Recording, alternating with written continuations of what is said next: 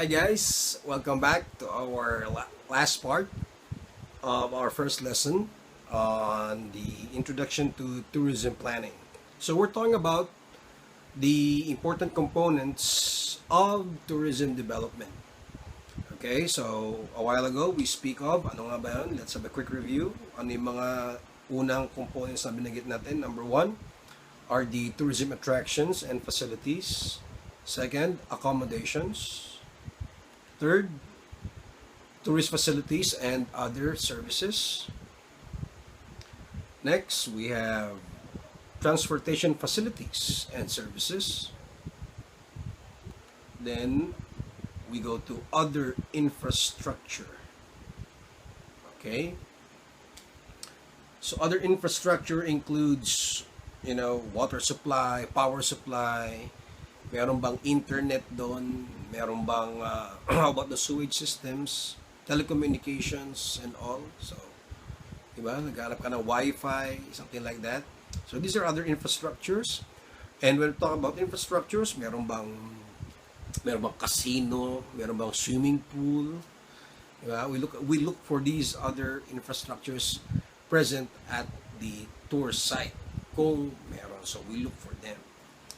And then, after that, other infrastructure, we also have,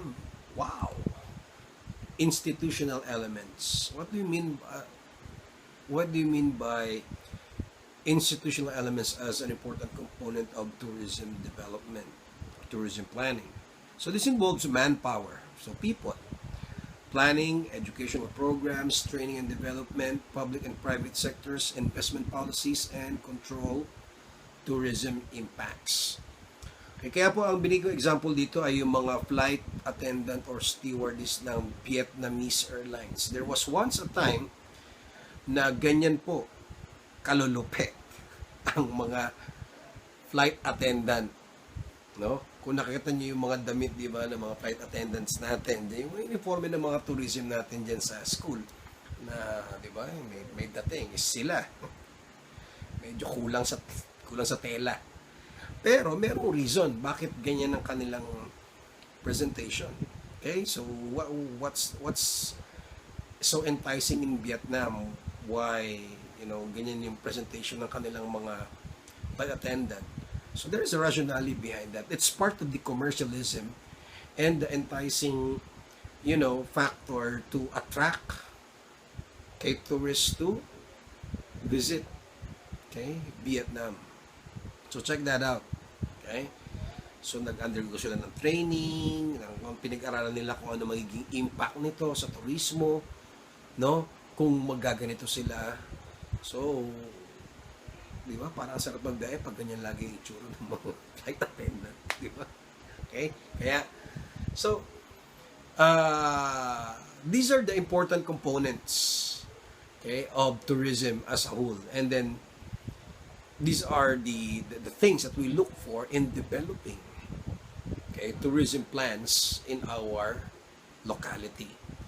Now, to end this, there are some special considerations in planning for tourism.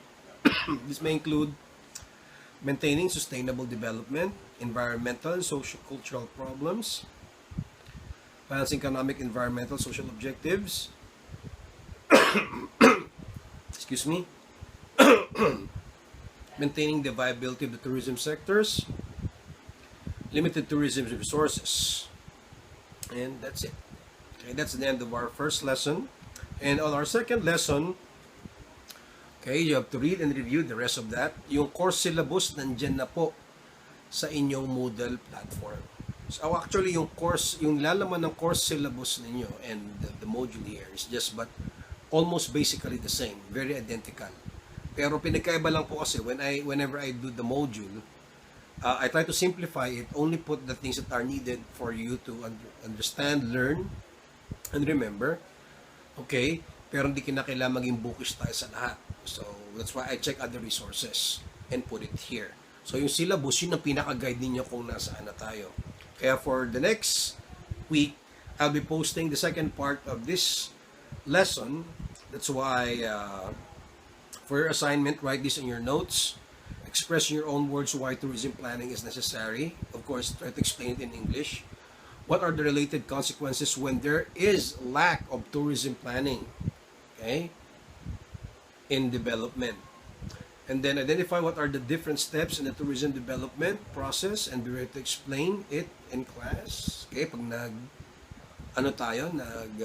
what we call it, Zoom.